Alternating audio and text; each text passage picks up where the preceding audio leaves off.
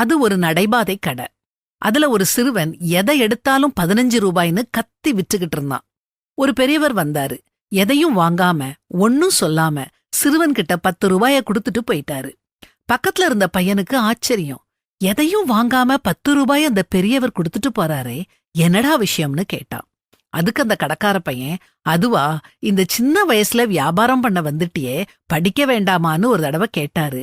படிச்சுக்கிட்டே தான் இந்த கடையையும் பாத்துக்கிடுறேன்னு சொன்னேன். அப்படியா, உன்னை நினைச்சா ரொம்ப பெருமையா இருக்குதுன்னு சொல்லிட்டு, இந்த 10 ரூபாய வச்சுக்கோன்னு சொல்லிட்டு ஒன்னும் வாங்காம போயிட்டாருன்னு சொன்னான்.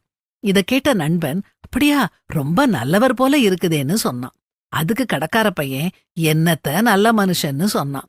அதுக்கு அடுத்தவன், ஏன்டா அலுத்துக்கிறன்னு கேட்டான். இங்க பாரு, நான் எதை எடுத்தாலும் 15 ரூபாய்ன்னு விக்கிறேன். ஆனா அவர் வரும்போதெல்லாம் வெறும் 10 ரூபாய மட்டும் கொடுத்துட்டு போறாரு பாரு அப்படின்னு சொல்லி குறப்பட்டுக்கிட்டான். சிலருக்கு என்ன உதவி செஞ்சாலும் இப்படித்தான் பலன் இல்லாம போயிரும். கடைசி காலத்துல மக்கள் இப்படி இருப்பாங்கன்னு வேதாகமத்துல வாசிக்கிறோம்.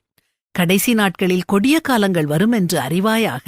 எப்படியெனில் மனுஷர்கள் தற்பிரியராயும் பணப்பிரியராயும் வீம்புக்காரராயும் அகந்தையுள்ளவர்களாயும் தூஷிக்கிறவர்களாயும் தாய் தகப்பன்மாருக்கு கீழ்ப்படியாதவர்களாயும் நன்றி அறியாதவர்களாயும் பரிசுத்தமில்லாதவர்களாயும் இருப்பாங்களாம்.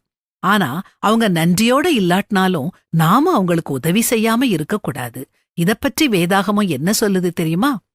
உங்கள் சத்துருக்களை சிநேகியுங்கள், நன்மை செய்யுங்கள், கைமாறு கருதாமல் கடன் கொடுங்கள். அப்பொழுது உங்கள் பலன் மிகுதியாயிருக்கும். உன்னதமானவருக்கு நீங்கள் பிள்ளைகளாயிருப்பீர்கள். அவர் நன்றி அறியாதவர்களுக்கும் துரோகிகளுக்கும் நன்மை செய்கிறாரே.